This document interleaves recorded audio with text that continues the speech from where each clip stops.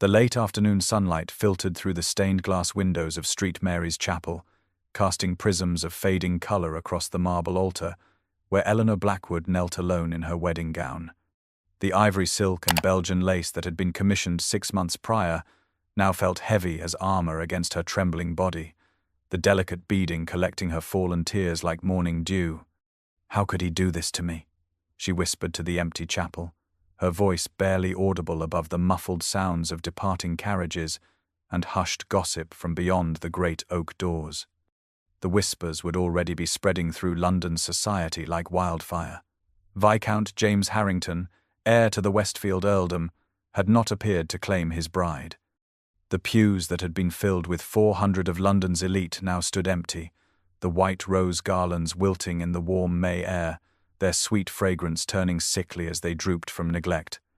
Eleanor clutched the small gold band she'd been meant to slide onto James' finger, the metal warming against her palm as if mocking the coldness spreading through her chest. 3 years of courtship, of carefully chaperoned walks and proper dances, of letters filled with promises and plans, all evaporated like morning mist. The carefully arranged quartet had packed away their instruments.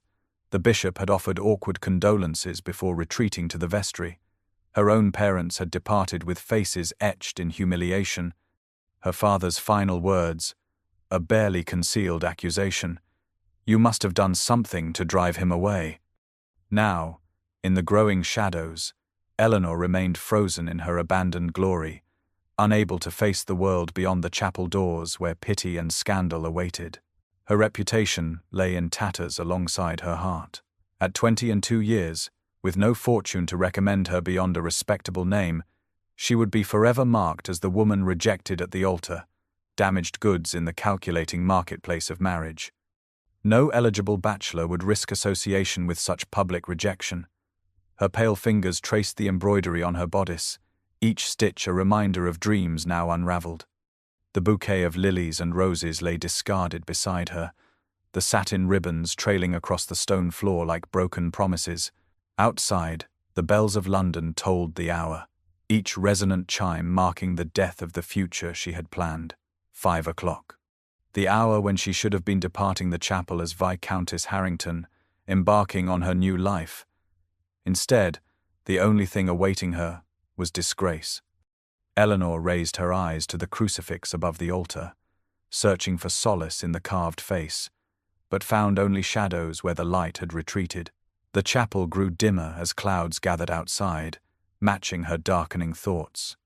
She remained kneeling, pride and despair warring within her chest, unwilling to face what waited beyond those doors, yet unable to remain forever in this suspended moment of devastation. Then came the unmistakable sound of heavy footfalls on stone, followed by the decisive click of the chapel door being locked from within. Eleanor froze at the sound, her tears ceasing abruptly as she turned toward the chapel entrance. The heavy wooden doors had closed with finality, and in the growing shadows stood a tall figure silhouetted against the last remnants of daylight. Even before he stepped forward, she recognized him by reputation alone. Sebastian Blackthorne, the Duke of Ravencrest, known throughout London as the Black Duke. His reputation preceded him like a shadow, whispers of a man so cold and merciless that servants fled his presence and lords avoided his gaze. He moved with predatory grace down the center aisle, each footfall echoing against stone walls as he approached, his features gradually revealed by the flickering candlelight.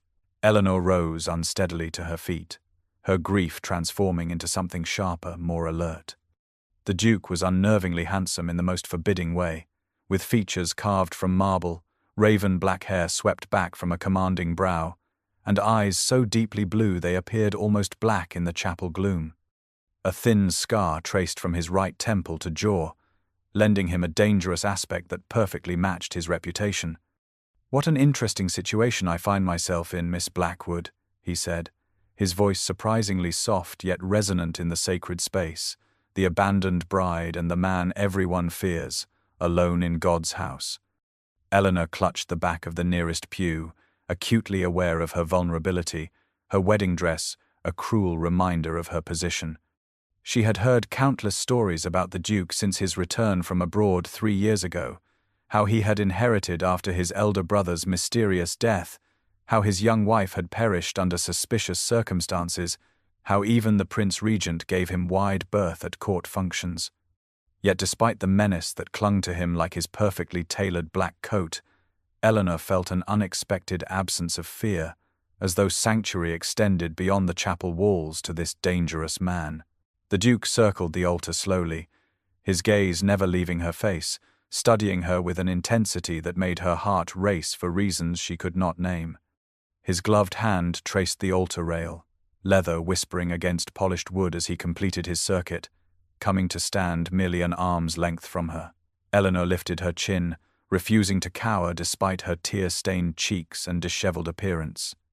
Something flickered in the Duke's expression then, not quite approval but perhaps recognition, as though he had posed a question and received an unexpected answer.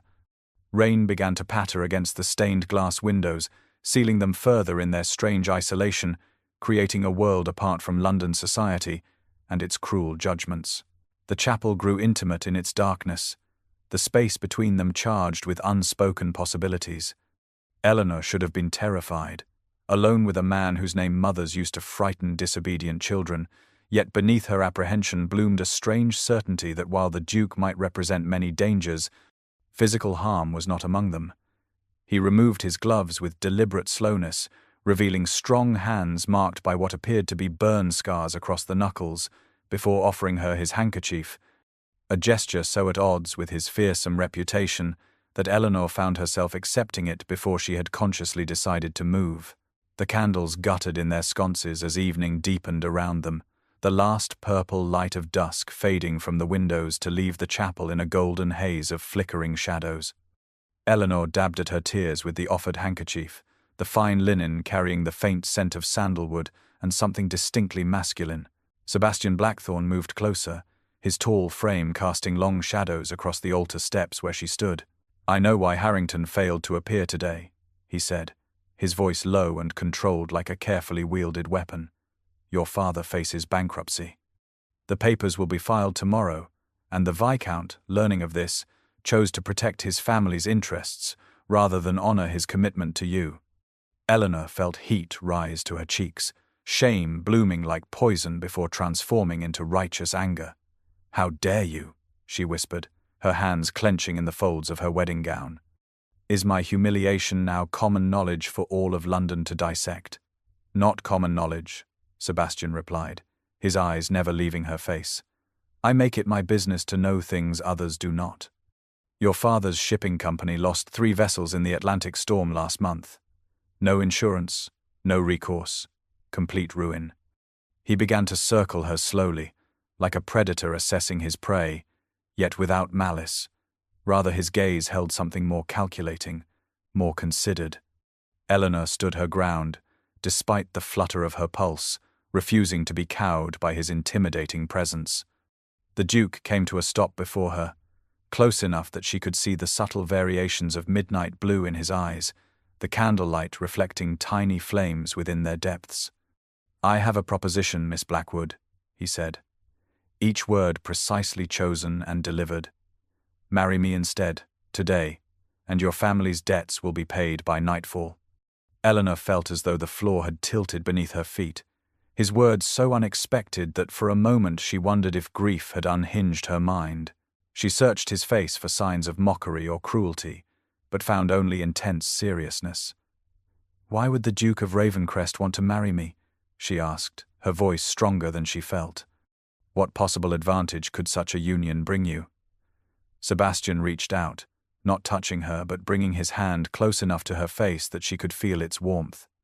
"Reasons that are mine alone, Miss Blackwood, but I assure you they are sufficient. The offer stands, but only in this moment, in this place. By dawn, your family will face social extinction. By next week, debtor's prison for your father." His voice softened a fraction, revealing something almost human beneath the ducal facade. "I offer sanctuary, Miss Blackwood, respectability, protection." The shadows lengthened between them, the space charged with implications both terrifying and oddly compelling. Eleanor realized with sudden clarity that she stood at a crossroads between complete ruin and an arrangement with the most feared man in England. The irony was not lost on her that the very chapel that had witnessed her abandonment might now witness her salvation, albeit in the most unexpected form imaginable. Eleanor retreated to a small side chapel, a sanctuary within a sanctuary, where flickering votive candles cast trembling light upon ancient stone. Here, beneath the watchful gaze of a marble Madonna, she paced the confined space, her wedding gown whispering accusations with every step. The Duke waited in the main chapel, his patience somehow more unnerving than any pressure might have been. Ruin, or salvation, Eleanor thought bitterly. What choice was this? To save her family from destitution and her father from prison, she would bind herself to Sebastian Blackthorne, the Black Duke, a man whose very name caused ladies to fall silent at social gatherings. The rumors swirled in her mind like autumn leaves caught in a tempest. His first wife, a gentle country beauty, dead within a year of their marriage.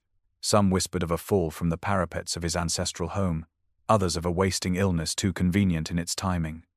None spoke of foul play directly, yet the implication lingered in significant glances and conversations that ceased upon his approach. Yet something about him defied these simple rumors. The way he had offered his handkerchief, the surprising gentleness in his voice when he spoke of sanctuary, the intelligence in those midnight eyes that seemed to see beyond her tear-stained face to something deeper. Eleanor ran her fingers across the cool stone of the baptismal font, considering her future. As Viscountess Harrington, she would have enjoyed comfort, respectability, perhaps eventually affection. As Duchess of Ravencrest, she would command unimaginable wealth and status, yet live alongside a man who carried darkness like a cloak. A strange certainty settled over her as she made her decision. Whatever fate awaited her as Sebastian Blackthorne's wife, it would not be dull, nor would it be what society expected. She returned to the main chapel, her head high despite the wreckage of her hopes. The Duke stood exactly where she had left him, a statue carved from shadow and candlelight. His eyes followed her approach, revealing nothing of his thoughts. "I accept your offer, Your Grace," she said, her voice steady despite the tumult within. "But understand, this is merely a transaction. I do not expect love, nor do I offer it." Sebastian nodded once, a barely perceptible movement. "Love is a luxury few in our position can afford, Miss Blackwood," he replied, his tone neither pleased nor disappointed, merely accepting. "We each gain what we require. That is the foundation of any sensible arrangement." Eleanor felt a peculiar relief at his pragmatism, at the absence of pretense between them. They would enter this union with eyes open, expectations clear, no pretty lies to obscure the nature of their bargain. The air between them hummed with unspoken possibilities, the chapel's hallowed atmosphere lending their agreement a weight beyond mere words. In accepting Sebastian Blackthorne, Eleanor had chosen a path that felt simultaneously like deliverance and damnation, a contract written in shadow, yet promising light. She extended her hand to seal their arrangement, and when his fingers closed around hers, warm and strong despite their scars, she felt the first flicker of curiosity about the man who would soon be her husband. Fresh candles now illuminated the chapel, their golden light creating a strange mirror image of the wedding that should have occurred hours before. An elderly priest with rheumy eyes and gnarled hands stood before the altar, summoned with remarkable speed by Sebastian Blackthorne's valet, who now served as their sole witness. The contrast was stark in Eleanor's mind. Where the morning had seen 400 of London's finest in attendance, now only 3 people watched as she became a duchess under the most peculiar circumstances imaginable. Eleanor stood in the same spot where she had waited in vain for James Harrington, her wedding gown now slightly crumpled, her carefully arranged hair coming loose from its pins. A curious numbness had settled over her, as though she were watching herself from a great distance, a player in someone else's story. The priest began the ceremony with a tremor in his aged voice, his eyes darting nervously between the imposing duke and the pale bride. Sebastian remained utterly composed throughout, his posture perfect, his responses clear and decisive, as though he arranged impromptu weddings in abandoned chapels every fortnight. When the moment came for her to speak her vows, Eleanor found her voice caught somewhere between her heart and throat. "I, Eleanor, "Take thee, Sebastian," she finally managed, each word escaping with visible effort. "To be my wedded husband, to have and to hold from this day forward." Her voice trembled as she continued the sacred promises, spoken now to a virtual stranger whose reputation chilled even the bravest hearts in London. His hands felt unexpectedly warm as they held hers, strong and steady, the scarred knuckles a reminder of mysteries she had yet to unravel. In return, Sebastian spoke his vows with perfect control, his deep voice filling the chapel with solemn promises that seemed incongruous with their hasty arrangement. The gold ring he placed on her finger was not the one intended for her by Viscount Harrington. This band was heavier, ancient-looking, engraved with symbols she did not recognize. It slid onto her finger with surprising ease, as though it had been crafted specifically for her hand. The priest pronounced them man and wife with obvious relief, clearly eager to conclude this strange ceremony and depart from the presence of the Black Duke. Eleanor barely heard the final blessing, caught as she was in the surreal quality of the moment. The same day that had begun with her anticipation of becoming a viscountess was ending with her transformation into a duchess, wed to a man whose mere presence caused hardened soldiers to step aside. As Sebastian led her down the aisle, his hand resting lightly at the small of her back, Eleanor felt the weight of her new reality settling upon her shoulders. Duchess of Ravencrest, mistress of estates she had never seen, wife to the most feared man in England. The title that should have been a crowning glory felt instead like a gilded cage, albeit one she had entered willingly to save her family from ruin. Yet beneath her apprehension flickered something unexpected. Curiosity about the man who had claimed her so decisively, and the life that now awaited them both. Blackthorn Manor materialized from the darkness like a spectre, its Gothic spires and turrets clawing at the night sky as their carriage approached through wrought iron gates. Moonlight bathed the ancient stone in silver, highlighting gargoyles that peered down from rainspouts and balustrades, their grotesque faces frozen in eternal vigilance. Eleanor gazed through the carriage window, her heart pounding against her ribs as the true magnitude of her decision crystallized before her. The ancestral seat of the Dukes of Ravencrest sprawled across the hillside, windows glowing with warm light that seemed at odds with the forbidding exterior. Sebastian sat opposite her, his face half in shadow, studying her reaction with those unfathomable eyes. The carriage came to a halt before wide stone steps, and footmen appeared as if conjured from the darkness, opening doors and lowering steps with practiced precision. Sebastian descended first, then extended his hand to assist Eleanor, her wedding gown shimmering in the moonlight as she stepped onto the grounds of her new home. Within the grand entrance hall, servants lined the marble floor in 2 perfect rows, their expressions a curious mixture of surprise and apprehension as they beheld their new mistress. A wedding had clearly not been anticipated, yet the household had mobilized with remarkable efficiency. Eleanor felt their curious gazes, the silent questions hanging in the air as Sebastian presented her. "Welcome to your new home, Duchess," he said formally, his voice carrying in the vaulted space. "I have had rooms prepared for you. You will find everything you need." The housekeeper, a formidable woman with steel-grey hair and keen eyes, stepped forward and curtsied deeply. The butler, tall and austere with a face that seemed carved from the same stone as the manor itself, bowed with perfect decorum, despite the obvious shock in his gaze. Eleanor acknowledged them with as much grace as she could muster, aware of her disheveled appearance and the extraordinary circumstances of her arrival. As the staff dispersed to their duties, she caught sight of Sebastian watching her, his expression softening momentarily when he thought no one observed. The vulnerability in that unguarded instant vanished so quickly she might have imagined it, yet it remained imprinted in her mind, like a promise of depths yet unexplored. The great hall stretched before them, dominated by a sweeping staircase that curved upward into shadow. Ancient tapestries adorned walls of dark panelled wood, depicting scenes of battle and hunt from centuries past. Yet amid the foreboding grandeur, unexpected touches of beauty emerged. Fresh flowers filled crystal vases, their delicate fragrance softening the air. A fire blazed in the massive hearth, casting dancing light across marble floors. The silence felt heavy with unspoken history, as though the very walls had absorbed the secrets of generations of blackthorns. Eleanor followed Sebastian up the staircase, her wedding gown rustling against ancient stone, each step carrying her further from the life she had planned into an uncertain future with the man London feared above all others.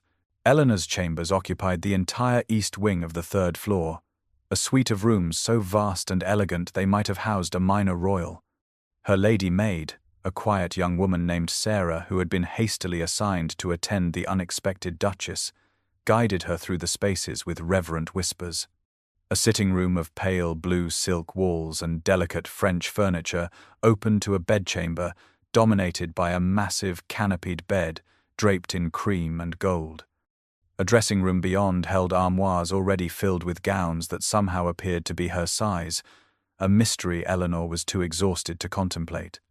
The moonlight streamed through tall windows, casting long fingers of silver across Turkish carpets and polished wood floors, illuminating luxury that felt curiously impersonal, as though the rooms had been designed to impress rather than comfort. After Sarah helped her change from her wedding gown into a nightdress of finest lawn, Eleanor found herself unable to sleep despite her exhaustion. She wandered her new domain, trailing fingertips along surfaces that now belonged to her, yet felt utterly foreign. A small writing desk positioned near the window caught her attention, its drawers empty save for quality paper and writing implements. Upon the desk sat a small silver frame, turned away from casual view as though deliberately hidden yet not removed. Eleanor lifted it curiously, tilting it toward the moonlight to better see the miniature portrait it contained. The shock of recognition froze her in place. The painting depicted Sebastian, unmistakably, yet so transformed that she might have believed it a different man entirely. This younger Sebastian smiled broadly, his eyes alight with joy and mischief, no scar marking his perfect features, no shadows darkening his gaze. He appeared perhaps 20 years of age in the portrait, his hair longer and less severely styled, his entire countenance radiating a carefree happiness that seemed impossible to reconcile with the man who had married her hours earlier. Eleanor stood transfixed, studying every detail of this stranger who was now her husband, wondering what cataclysmic event had transformed this laughing young man into the feared Black Duke. When Sarah returned with warm milk to help her sleep, Eleanor gestured to the portrait with undisguised curiosity. "What happened to him?" she asked softly, "to change him so completely?" The maid glanced nervously toward the door, as though fearing unseen listeners before placing the silver tray carefully upon a side table. "His Grace was different before," she finally whispered, her voice barely audible even in the quiet room, "before the fire. Your Grace." The word hung between them like smoke, heavy with implication. Sarah would say no more despite gentle questioning, excusing herself with a deep curtsy that spoke of both respect and fear. Left alone, Eleanor returned the portrait to its place, her mind racing with questions. She moved to the windows, gazing out across the moonlit grounds of Blackthorn Manor. Somewhere beyond the locked corridors that separated her chambers from his, Sebastian Blackthorn kept his secrets close. What had burned away his smile and joy, leaving behind the controlled, formidable man who now ruled this domain? The mystery of her new husband beckoned like a labyrinth, dangerous perhaps, but irresistibly compelling. Morning sunlight streamed through tall windows of the breakfast room, illuminating delicate china and silver with almost painful brightness that belied the tension hovering between its occupants. Eleanor had risen early, determined to confront her new husband, and found him already seated at the head of the polished mahogany table, reading correspondence with the same intense focus he seemed to bring to all tasks. Sebastian looked up as she entered, his customary mask of cool indifference sliding into place, though not before she glimpsed something like wariness in his eyes. "I require answers, Your Grace," she said without preamble, taking the seat to his right and meeting his gaze directly. "The portrait in my chambers, the fire your maid mentioned, and most importantly, your reasons for choosing me as your wife." "No good morning, Duchess," Sebastian replied, his voice carrying a hint of sardonic amusement as he set aside his letters. "You are refreshingly direct for one raised among society whispers." Eleanor poured herself tea with steady hands, refusing to be diverted. "I agreed to a marriage of convenience, not a life of mysteries and half-truths. If we are to build any sort of accord, I must understand what drives the man I have married." Sebastian studied her for a long moment, sunlight highlighting the scar that traced his jawline and disappearing beneath his high collar, where Eleanor suspected more evidence of old injuries lay hidden. "My reasons are my own, Duchess," he said finally, his tone defensive yet something vulnerable flickering beneath the surface. "But know this, I will never harm you, despite what society whispers about me." Eleanor set down her cup with deliberate care. "I did not ask for promises of safety, but for honesty. There is a difference between harm and hurt, Your Grace. One may avoid inflicting pain while still causing deep injury through silence and secrets." A muscle tightened in Sebastian's jaw, and for a moment Eleanor feared she had pushed too far, but then something shifted in his expression, a hairline crack appearing in his carefully constructed facade. "You speak of honesty yet have not asked the question most would consider foremost," he said quietly. "Did I cause the death of my first wife?" Eleanor held his gaze steadily. "I do not believe you capable of such an act," she replied, surprising herself with the certainty in her voice. "Whatever demons haunt you, Your Grace, I sense they are of a different nature altogether." A look of astonishment crossed Sebastian's features, quickly masked but undeniably present. "You barely know me," he said, his voice rough with some unnamed emotion. "Yet you make judgments with such confidence." "I trust what I observe, not what I hear whispered behind fans," Eleanor responded. "You may keep your secrets for now, Sebastian, but know that I will discover them eventually."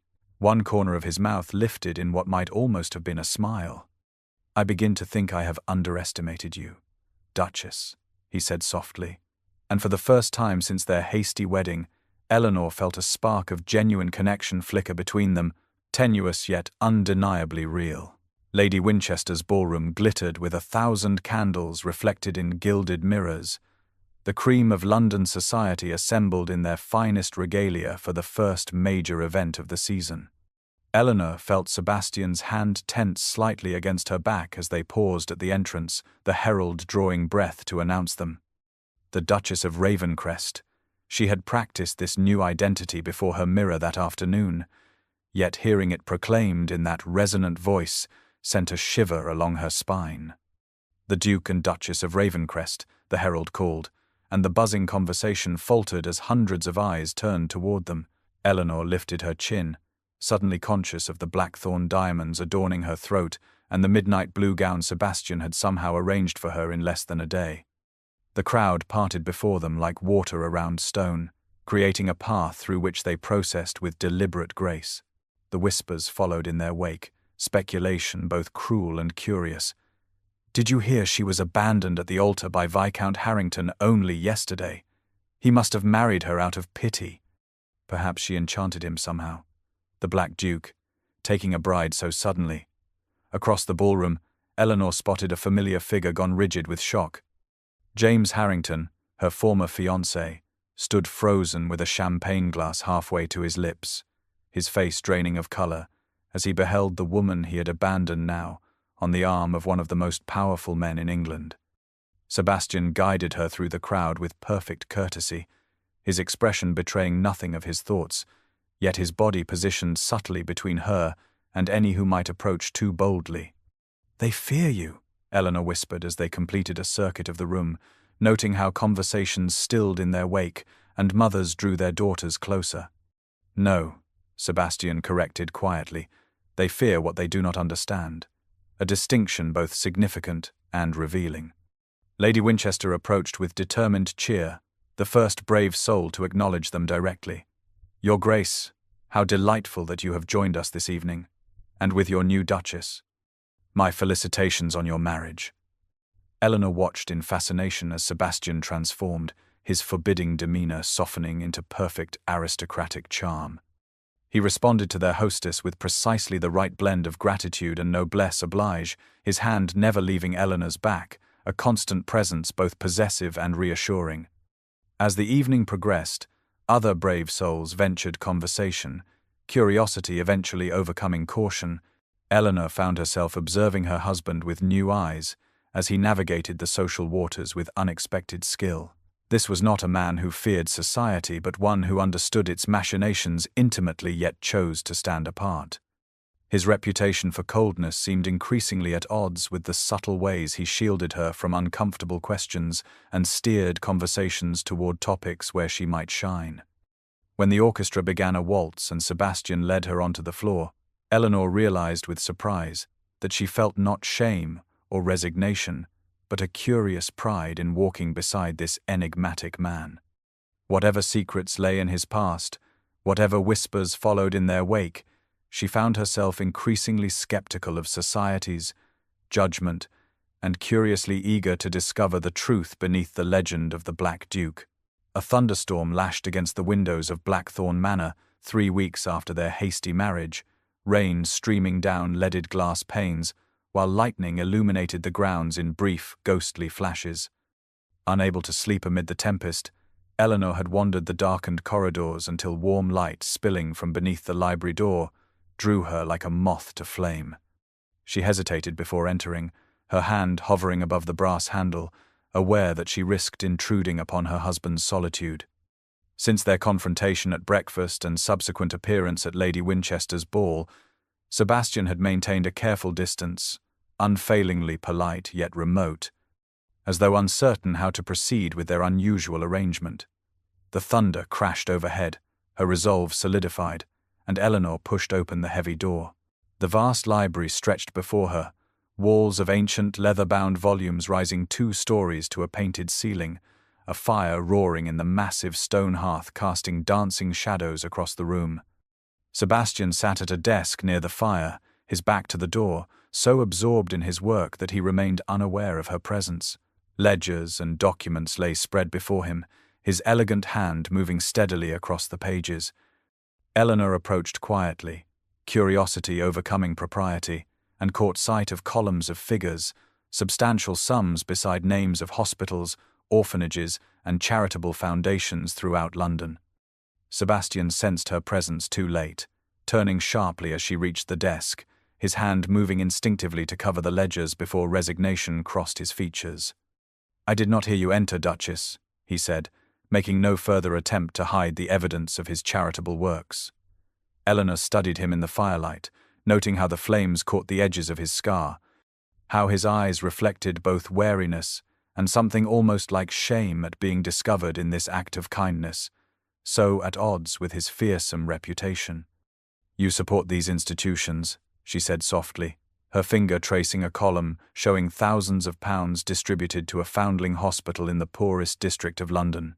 Sebastian remained silent for a long moment, thunder rumbling overhead like distant artillery. "My scars taught me that appearance and reality seldom align, Duchess," he finally replied, his voice low and rough with emotion. "Those children bear scars no one can see." The simple statement resonated through Eleanor with unexpected force, a window suddenly thrown open onto the soul of the man she'd married. She sank into the chair opposite him, keenly aware that they stood at a threshold neither had anticipated crossing so soon. "Tell me," she whispered, her eyes never leaving his face. "Tell me about the fire." Lightning flashed, illuminating his expression, no longer guarded, but raw with memories that clearly haunted him still. Sebastian closed the ledger with deliberate care, as though gathering courage, then raised his eyes to meet hers fully for perhaps the first time since their wedding day.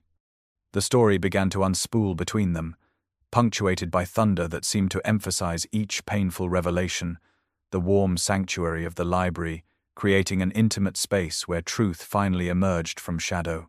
The Hathaway garden party glowed with the golden light of late afternoon, roses in full bloom perfuming the air, as ladies in summer finery strolled manicured paths beneath parasols, while gentlemen engaged in polite discourse over chilled champagne.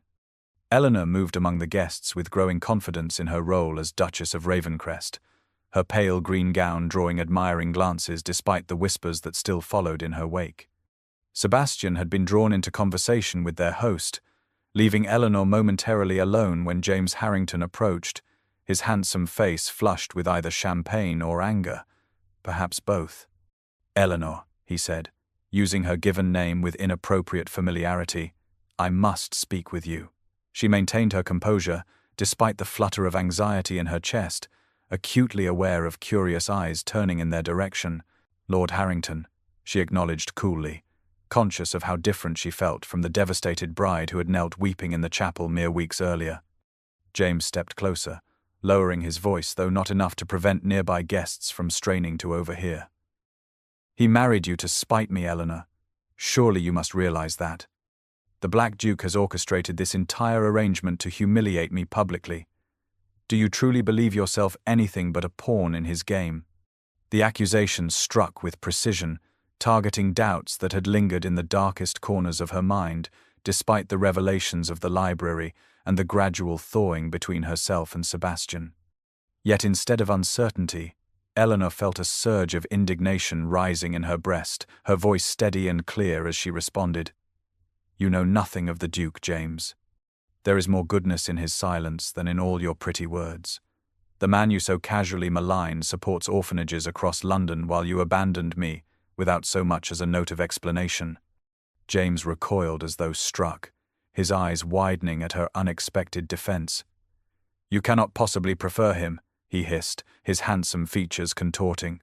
"The man is scarred both inside and out, a monster playing at being human."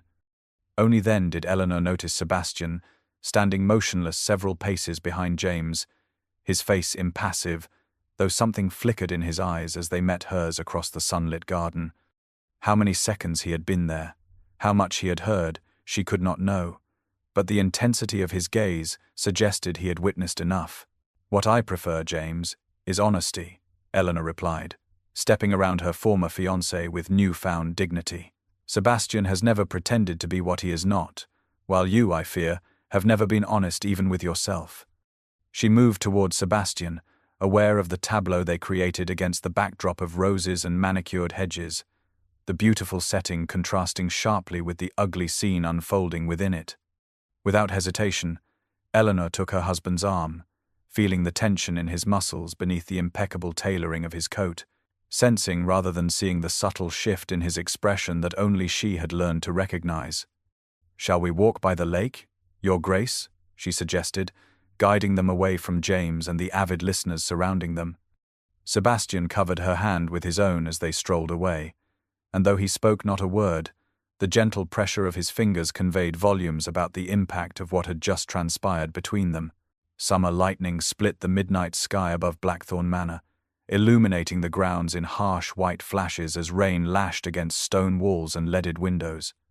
Eleanor had retired early, exhausted from the confrontation at the garden party, when frantic pounding at her chamber door jolted her from half-slumber. "Fire in the west wing," her maid gasped, face pale with terror. The old tapestries caught when lightning struck the roof. Eleanor hurried through smoke-filled corridors, the acrid scent burning her lungs as she joined the chaotic scene of servants forming water brigades from the nearby well. Through the billowing smoke, she glimpsed Sebastian directing efforts with calm authority, his voice cutting through panic as he organized the household. Then came the cry that froze blood in veins. Young Thomas, a footman barely 16 years of age, remained trapped in the servants' quarters above. Before anyone could intervene, Sebastian shed his coat and plunged into the blazing wing, disappearing into rolling clouds of black smoke and hungry orange flames. Minutes stretched like hours as Eleanor stood transfixed, heart thundering against her ribs, a silent prayer forming on her lips for both the boy and the husband she realized with sudden clarity she could not bear to lose. When Sebastian emerged carrying the unconscious footman, his shirt had burned away, revealing a landscape of twisted scars covering his back and shoulders, testament to ancient suffering. He handed the boy to waiting servants before collapsing to his knees, coughing violently as rain soaked his burned flesh. Later, in the quiet sanctuary of her chambers where Sebastian had been brought despite his protests, Eleanor gently bathed his new wounds, her touch tender on damaged skin as the physician departed with instructions for ongoing care.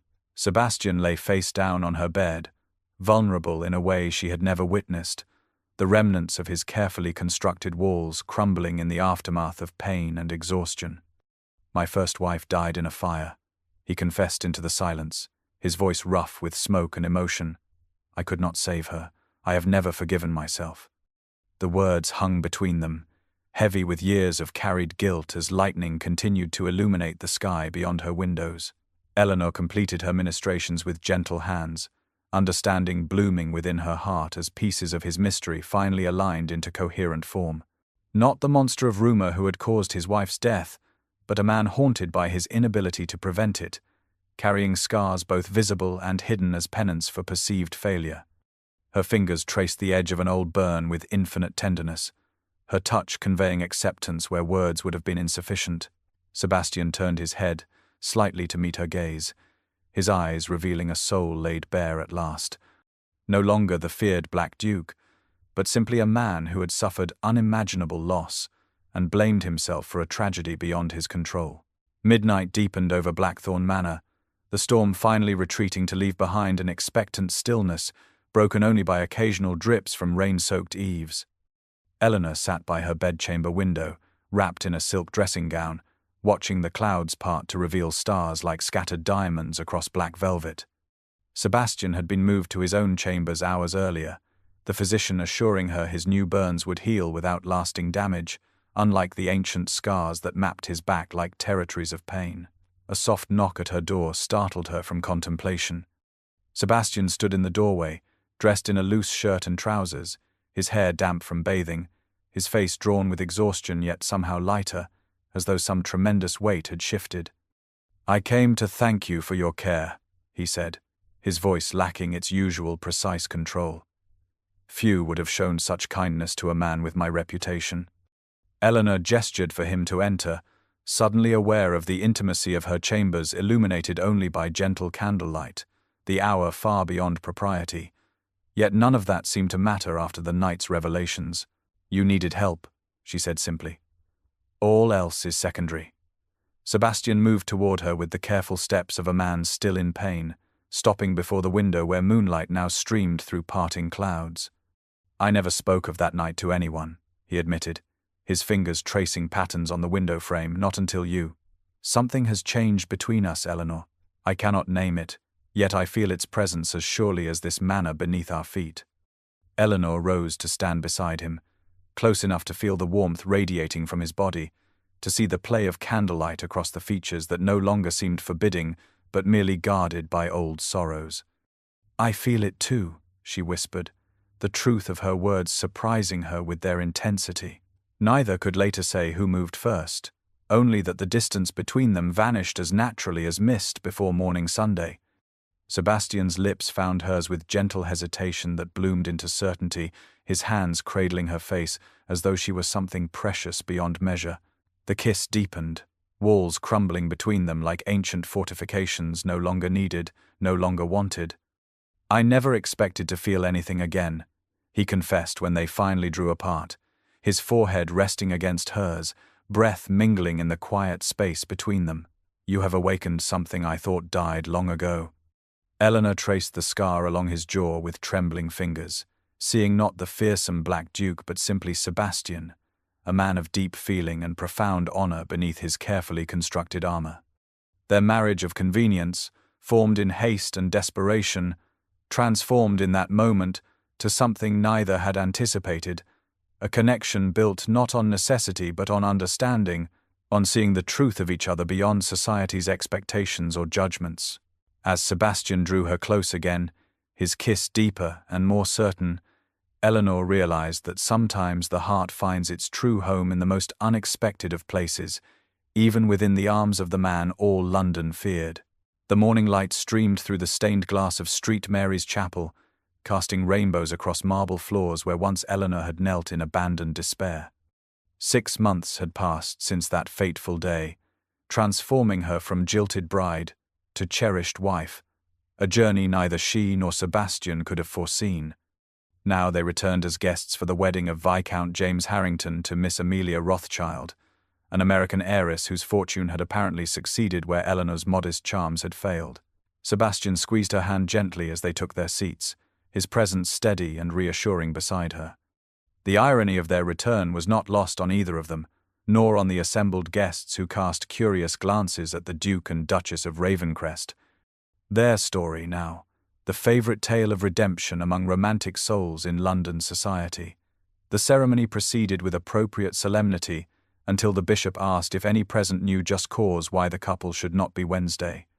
James Harrington, it seems, was not destined to enjoy an uninterrupted wedding day. It was Lord Pemington who rose, a distant cousin to James and long-time enemy of Sebastian. "I know cause," he announced to the gasping congregation. "The Duke of Ravencrest should not be permitted in this holy place. I have proof that he deliberately set the fire that killed his first wife, and attempted the same with the west wing of his own home not 3 months past." Sebastian went rigid beside Eleanor, his face a mask of controlled fury as whispers erupted through the chapel. James turned from his bride, his expression a curious mixture of shock and vindication as Pemington produced papers he claimed were sworn statements from former servants. It was Eleanor who rose, her voice clear and unwavering in the suddenly hushed space. She withdrew from her reticule documents of her own, medical records and statements from the physician who had treated Sebastian after rescuing his first wife from their burning home, attestations to the terrible burns he had suffered in his failed attempt to save her. "I have here proof of his innocence," she declared. "Years of charitable giving to hospitals for burn victims, letters from the boy he saved from our own fire, testimonials from those who know the truth rather than vicious gossip. The man I feared in that chapel months ago is not the man I have come to love. You abandoned me, James, but in doing so you led me to my true happiness." Sebastian stood beside her, his expression transformed with wonder at her fierce defense, his hand finding hers as though anchoring himself against a tide of emotion previously unknown. Pemington's accusations dissolved beneath the weight of Eleanor's evidence, and the undeniable devotion evident between the Duke and his Duchess.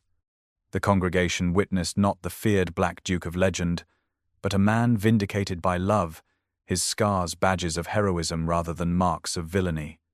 As they departed the chapel where their journey had begun, Eleanor felt the circle close around them, a chapter ending as another began.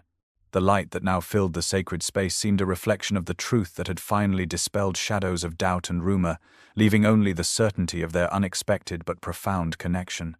Spring sunlight poured through the stained glass windows of the small chapel nestled within the grounds of Blackthorn Manor, bathing the intimate space in kaleidoscope colors that danced across white roses and lilies adorning every surface. 1 year from the day Sebastian had found Eleanor weeping alone in St. Mary's, they stood together before the same elderly priest who had hastily married them, though this time no desperation or calculation guided their hearts. Eleanor wore not a borrowed wedding gown but a creation of pale gold silk that caught the light as Sebastian gazed down at her with undisguised adoration, the scar on his face now a badge of honor rather than shame. The staff of Blackthorn Manor filled the pews, no longer fearful of their master but protective and proud of the couple who had transformed not only each other but the very spirit of the ancient house. Where shadows and whispers had once ruled, laughter and light now prevailed, the West Wing rebuilt stronger than before, just as the bonds between them had been forged in fire rather than destroyed by it. Sebastian took Eleanor's hands in his own, his voice steady and clear as he spoke, vows no longer recited from duty but flowing from the deepest chambers of his heart. "When I locked those chapel doors, I sought only to offer you escape from scandal," he said softly, the words meant for her alone though they carried in the perfect acoustics of the sacred space. "I never imagined you would free me from a prison of my own making." Eleanor responded with her own promises, her amber eyes shining with tears of joy rather than the sorrow that had marked their first meeting. Where once she had pledged herself to a stranger out of necessity, now she bound herself to a man she knew in every meaningful way, whose strengths and vulnerabilities were as familiar to her as her own. The priest blessed their union as spring breeze carried the scent of awakening gardens through open windows, the manor itself seeming to exhale a sigh of contentment as ancient ghosts were finally laid to rest. As they walked back down the aisle, arm in arm, servants tossed rose petals in their path, the solemn housekeeper smiling through tears, the austere butler bowing with genuine respect. Outside, the grounds of Blackthorn Manor stretched before them, no longer forbidding but vibrant with new growth, gardens replanted, paths cleared, the gargoyles that had once seemed menacing now appearing more like guardians keeping watch over the happiness within. Sebastian drew Eleanor close as they paused on the chapel steps, his hand resting with gentle possessiveness over her stomach where their child grew. The future Duke or Duchess of Ravencrest who would know only love and light, rather than fear and shadow. The manor that had once been whispered about in terror would become a sanctuary for generations to come, its legacy rewritten by the abandoned bride who found strength in despair, and the feared Duke who discovered redemption in her arms.